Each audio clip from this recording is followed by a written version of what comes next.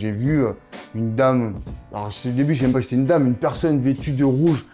J'ai vêtu de rouge, tomber, elle est affaiblie, tomber. Et je vois un gendarme, un coup de matraque et un coup de pied en direction de cette dame. Je le vois mettre un coup de pied à la femme, à cette dame au sol. Et je ne le cible pas par hasard, c'est lui. Non, Il a fait ça. c'est lui, c'est lui, c'est lui. Moi, pour moi, le plus faible, on le défend. On reste pas devant à le regarder. C'est pas possible. Je savais très bien qu'ils allaient me faire mal. Je savais très bien qu'ils allaient me faire mal, donc il fallait que je récupère mes enfants. Il fallait que je les protège.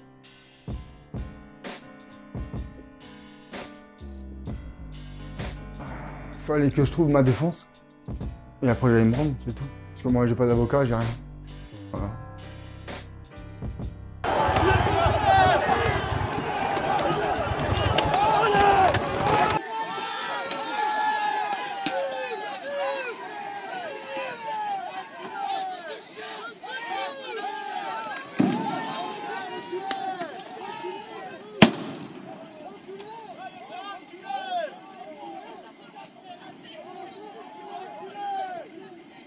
C'est un garçon que j'ai eu très jeune, irréprochable. C'est un sportif de nous, et je tiens à signaler quand même que notre sport, on appelle ça le noblard, et que c'est un garçon qui respecte tout à fait le noblard et les valeurs de la vie. Ce garçon-là m'a surpris, pourquoi? Parce que c'est pas Christophe Détinger que je connais, que j'ai vu. Donc, il y a eu un élément déclencheur que je ne savais pas, que j'ai su cette nuit. On m'a téléphoné en me disant, voilà, le boxeur m'a défendu, et c'est pour ça il y a une femme qui a été agressée par les CRS. Je vous relate les faits que la femme m'a dit.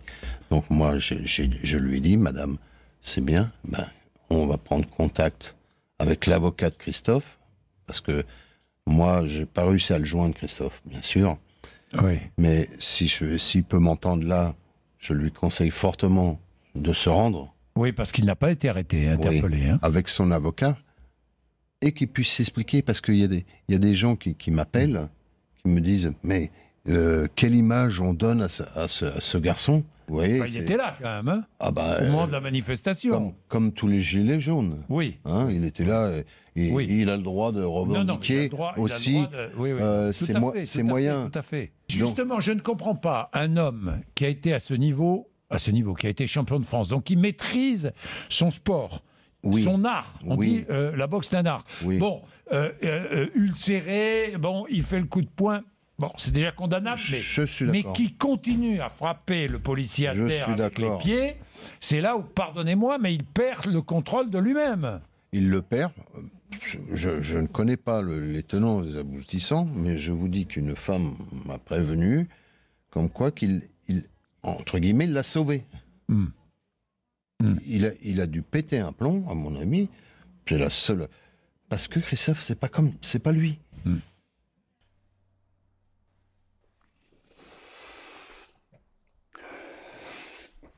À l'époque, tu avais vu ce passage à la télé? Non. Non. Non, je l'ai pas vu celui-là. Et c'est important ce soutien à ce moment-là. Ils n'étaient pas nombreux en plus, ceux qui te défendaient. Comment tu as réagi? Est-ce que tu l'avais vu après coup cet extrait? Je l'ai vu, mais je l'ai vu quand sortant de prison. Et t'en as pensé quoi quand tu as vu ça? Voilà, Jackie, c'est quelqu'un d'honnête, Jackie. Hein. C'est une personne honnête, il a toujours été honnête. Ce qu'il dit, ouais. Tu te retrouves beaucoup plus dans ces mots-là que dans les Mais bien autres. sûr, bien sûr. Jackie me connaît, il me connaît depuis que je suis gamin. Ouais, il y a eu un élément déclencheur, voilà. Et voilà, oui, c'est après tout de suite ils se servent, voilà, après faire du journalisme, des mecs comme ça, ils sont là pour nous pourrir, ils sont là pour nous, voilà, parce on sait pour qui ils travaillent aussi. Et voilà, mais ce que Jackie dit est réel, voilà. Tu as pas vu cet extrait sur le moment? Il parle enfin, qu'il te conseille de te rendre. Ouais. Et ne pas te rendre, ça n'a jamais été une option. Bah non, bien sûr que non. Pourquoi je vais cavaler, moi? Je suis pas un repris de justice, je suis pas un criminel, je suis un citoyen, je paye mes impôts, je travaille, jusqu'à maintenant, j'avais des bonnes recommandations de tout le monde. Je m'occupais d'enfants dans le baby box, je faisais de la boxe loisir, j'avais une équipe de seniors. Euh, voilà, je suis marié, j'ai 3 enfants. D'ailleurs, les enfants à ce moment-là, ils étaient chez toi ou tu les avais mis, tu parlais tout à l'heure de mettre ta famille à l'abri, tu les avais passés ailleurs que chez toi? Je les ai pas mis chez moi parce que je savais très bien qu'ils allaient débarquer. Ils sont arrivés à 50, ils ont tout cassé chez moi. Voilà. Ils sont arrivés avec des mitraillettes. Ils ont tout retourné ma maison. Ils ont tout éclaté. Ils ont cassé la porte d'entrée, la porte de derrière. Ils ont tout fracassé. Ils ont fait une perquise sale, une très belle perquise sale. Ouais, ouais. Je n'ai jamais eu de problème avec la justice, donc j'ai jamais pu m'approcher d'un avocat pour quelque raison. Euh, donc il fallait que je trouve un conseil et une personne qui était capable, des gens qui étaient capables de me défendre sur ça. Parce que là, on voyait très bien que ça partait loin. On voyait très bien que ça partait loin. Donc, je me suis vu en boucle, en boucle et en boucle, entre le samedi et le dimanche. Je passais, ce qui paraît, une fois on m'a donné des chiffres, ils sont réels, pas réels, je sais pas, mais on m'a dit que j'étais passé 890 fois sur dimanche sur BFM. Si c'est pas pour retourner le ciboulot aux gens. Voilà. Donc tu décides de faire cette fameuse vidéo, tu vas t'expliquer. Est-ce que tu veux la revoir ou pas? Ouais, on peut. Ouais. Allez. Cher ami Gilet jaune, voilà, je me présente, détective Christophe. C'est moi la personne qui a affronté les CRS de samedi 5 janvier. Je voulais vous présenter les choses comme je le sens. J'ai participé aux 8 actes. Le premier acte, j'ai fait un petit blocage sur la nationale à côté de chez moi. J'ai fait toutes les manifestations du samedi sur Paris. J'ai vu la répression qu'il y a eu. J'ai vu la police nous gazer. J'ai vu la police faire mal à des gens avec des flashballs. J'ai vu des gens blessés. J'ai vu des retraités se faire gazer. J'ai vu plein de trucs. Moi, je suis un citoyen normal. Je travaille. J'arrive à finir mes fins de mois. Mais c'est compliqué. Mais je manifeste pour tous les retraités, le futur de mes enfants, les femmes célibataires, tout ce qu'on,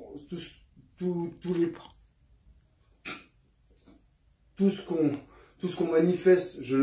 Voilà, je suis un gilet jaune. Je suis un gilet jaune. J'ai la colère du peuple qui est en moi. Je vois tous ces présidents, je vois tous ces ministres, je vois tout l'État se gaver, se pomper. Ils sont même pas capables de montrer l'exemple. Ils ne montrent pas l'exemple. Ils se gavent sur notre dos. C'est toujours nous les petits qui payons. Voilà. Moi, quand j'entends les gueux, quand j'entends les sans-dents, moi, je me sens concerné. Parce que je suis français. Je suis fier d'être français. Je ne suis pas d'extrême gauche. Je ne suis pas d'extrême droite.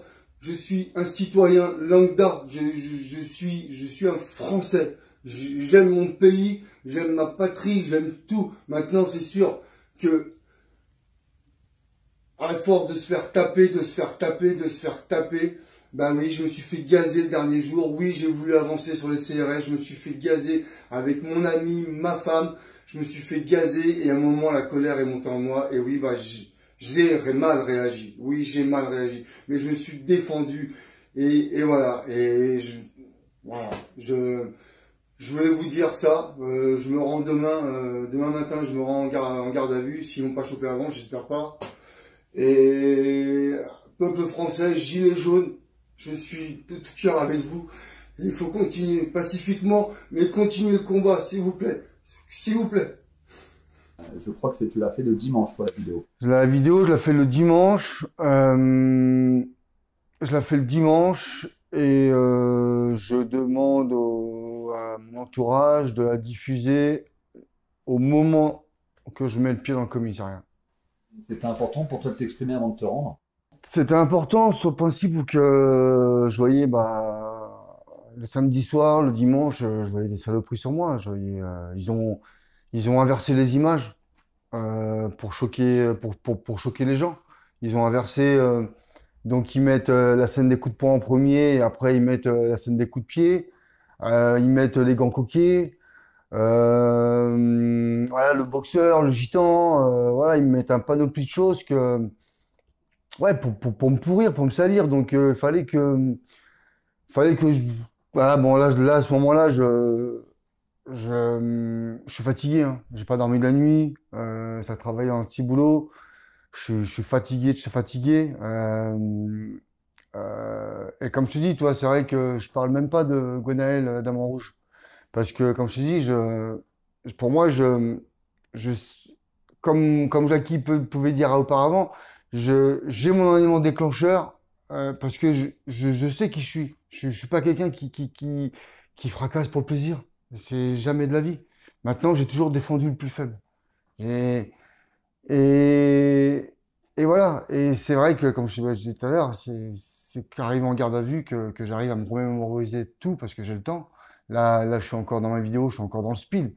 J'ai toutes les polices de Paris derrière moi.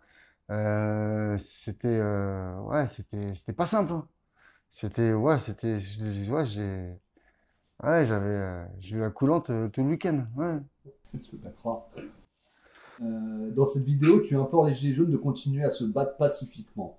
C'est important pour toi de parler de pacifisme? Ouais, pacifiquement, ouais. Pourquoi? Pacifiquement, parce que, parce que, parce que, parce que, comme je dis, ce mouvement, déjà, ce mouvement social, il est pour des gens qui sont déjà affaiblis. On est déjà matraqués du matin au soir les petits salaires, par les impôts, les taxes, remplir le frigo. Ce mouvement, il a pas les moyens de se battre, de se battre dans l'agressivité, dans ça. Et puis déjà, on vit dans une démocratie. À la base, on n'est pas là pour combattre. On n'est pas là pour combattre. On combat quoi? C'est une dictature. La dictature qu'on combat.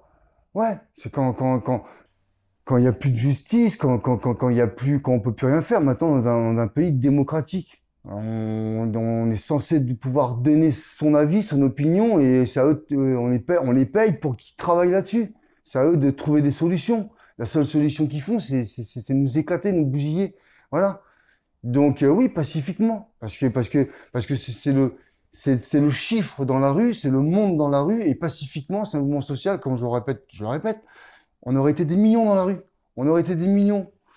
Je- euh, et, et voilà, et à nous matraquer, à nous bousiller, à nous flinguer, voilà, ils ont réduit le mouvement.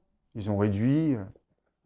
On te sent d'ailleurs très ému quand tu parles des Gilets jaunes. Lorsque tu leur as dit ne lâchez pas le combat, est-ce que tu te rends compte que tu leur as donné une grande force? Aujourd'hui, oui. Aujourd'hui, oui, bien sûr. Hein. Quand je fais ma vidéo, non, parce que je m'attendais pas moi à ça.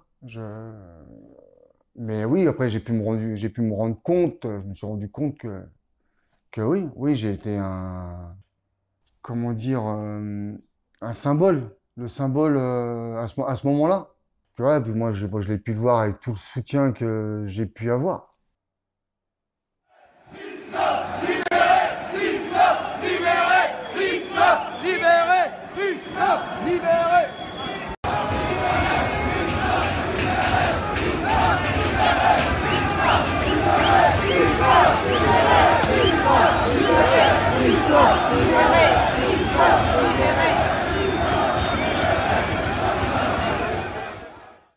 Ça se passe comment ensuite? Le jour où tu te rends, comment tu te sens avant de rentrer dans le commissariat? C'est quoi ton état d'esprit? Et puis tu t'attends à quoi une fois que tu vas franchir la porte du commissariat? Bon, déjà, pareil, j'ai eu la chance, je suis rentré avec un certificat médical, quand même. J'ai voulu me protéger. Qui disait quoi? Qui disait que j'avais des petites brûlures sur le visage à cause de la lacrymo, des petits petits coups de confat que j'ai eu dans les échanges, mais que physiquement, je n'étais pas esquinté. Voilà. J'avais eu moi des échos de ma maison, de ma perquise, j'ai dit, oh, ils m'en veulent. Ils sont en colère. Donc, j'avais peur pour mes côtes, on va dire. Donc, voilà, quoi. Ça te doutait déjà que tu risquais de ne pas ressortir tout de suite une fois que tu rentres dans le commissariat, ou est-ce Oui, que tu bien sûr. espérais pouvoir en ressortir? Non, non, mais je me doutais, hein.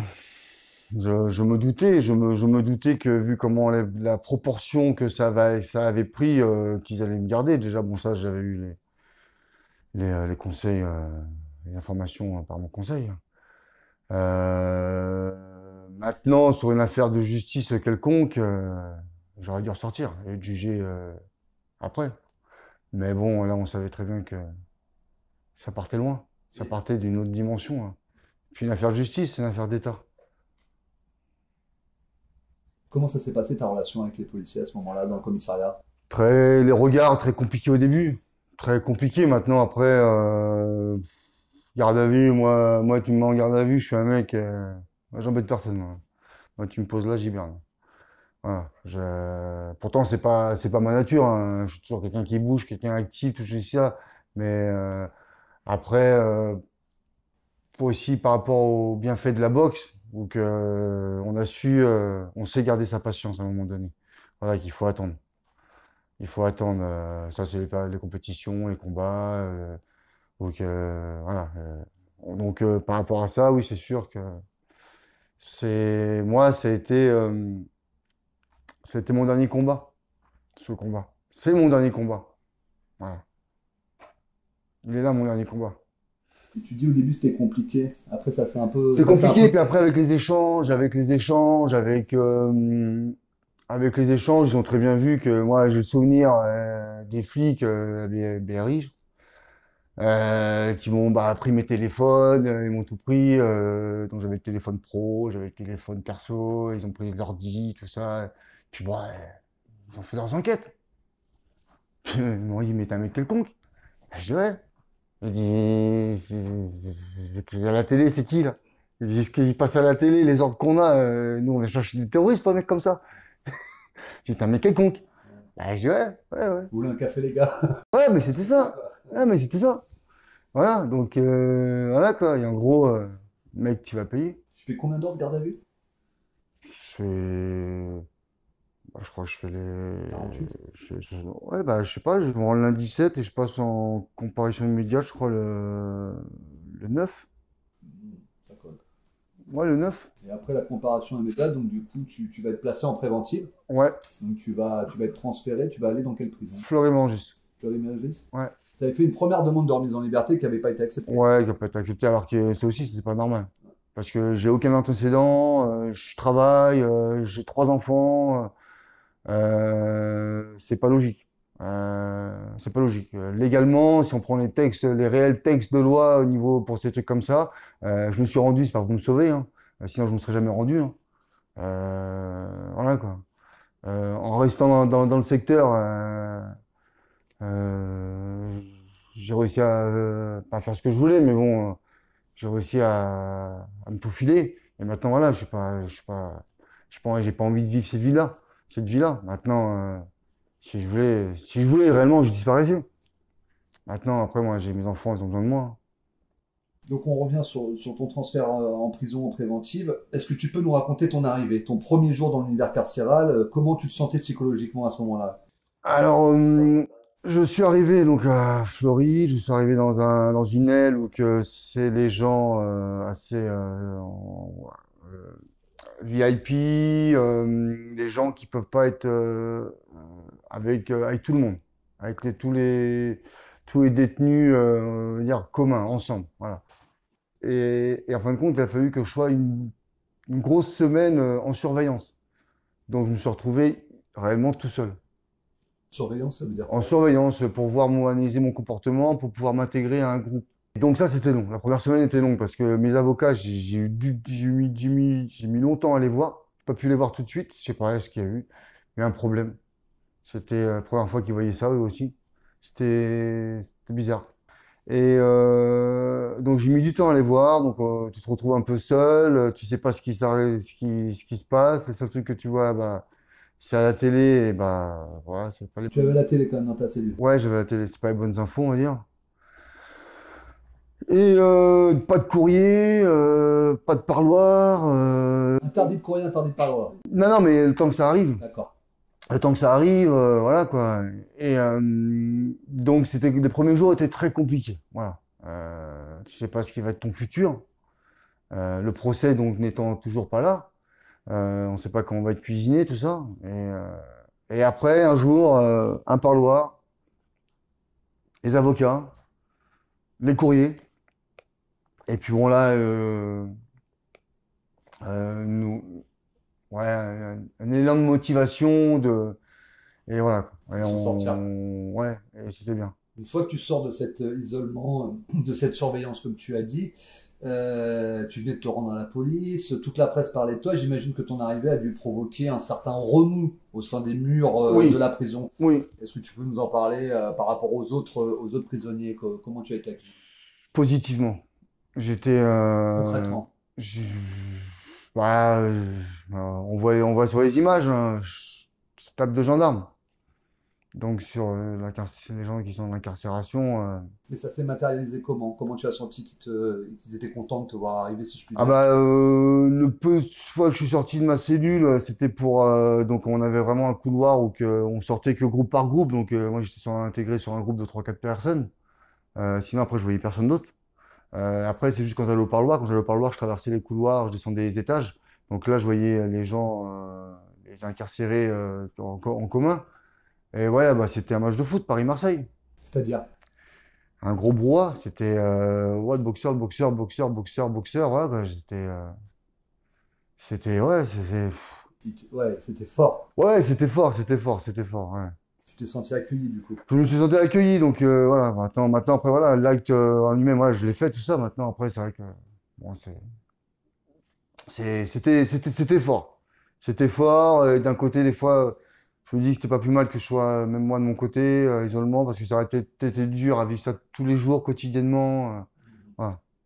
Donc pareil, les premiers jours, bon, les surveillants, donc les matons, comme on dit, ne connaissaient pas. Ils connaissaient que l'individu qui était décrit à la télé, donc toujours un peu compliqué. Tu as réservé un traitement spécial? Non, ça a été. Non, ça a été. J'ai toujours eu des bonnes relations. Parce que je suis quelqu'un qui respecte les règles, comme on peut dire auparavant que je ne respecte pas.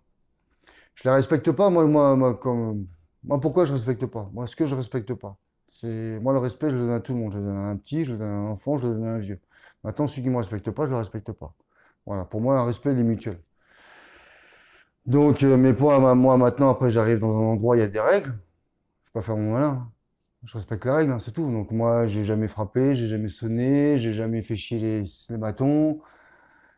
Et voilà quoi. Moi, il y a même des matons, une fois que c'est arrivé, ou que j'avais droit à ma sortie, le maton, il vient me voir, putain, il me dit qu'il fallait sonner, Christophe. Il me dit, on a oublié la promenade. Bah, je dis, moi, pour moi, tu étais occupé, tu avais d'autres choses à fouetter, donc bah, je dis, c'est pas grave. Voilà. Ah ouais, bah ouais, tant pis. Sympa. Voilà. T'as le droit à combien d'heures de promenade par jour? On avait le droit à 2 sorties. Une le matin, une le soir, d'une heure. 1 heure, d'accord. 1 heure ou 1 heure et demie. Mais alors, la première semaine, je ne les ai pas faites. Hein. J'ai fait que la première. Et quand je me suis retrouvé seul dans la promenade qui fait 8 mètres sur 4, béton, grillage au-dessus, c'est du béton, il fait froid. Je n'ai pas encore de vêtements. J'ai juste un caban, de soirée. Donc quand ils sont venus à la perquise, ils ont cru que c'était mon caban. J'étais venu avec ça à la manif, avec mon caban de soirée. Ah, ils sont bons. Ah, ils sont bons, ils sont forts. Belle enquête. Ouais, super. Ouais. La deuxième, c'est juste un scandale, quoi. Enfin, c'est comme ça que sont aussi traités nos collègues depuis... Il y a 2 gendarmes blessés. Il y a 2 gendarmes blessés, dont un qui a 15 jours d'ITT. Et on les écoutera d'ailleurs tout à l'heure. Il savait où il frappait, et il frappait à pleine puissance, si je puis dire. Et c'était tapé pour vraiment faire mal, voire tuer s'il pouvait. Ça aurait pu être bien plus grave. Il suffit qu'on tombe au sol. Après, ils nous jettent, parce qu'on était au-dessus de la Seine, donc ils nous jettent dans la Seine. Avec l'équipement, impossible de nager, on coule automatiquement. Ils font du maintien, je sais pas moi, leur boulot c'est du maintien de l'ordre. Ça peut choquer, ça peut choquer de voir un mec d'un 90 kilos arriver, les mains levées et mettre des coups de poing. Mais je pense qu'il y a plus dangereux que moi. Je retourne en garde à vue, je retourne dans cellule. Et là, à la deuxième audition, entre-temps, Gwenaël avait surgi.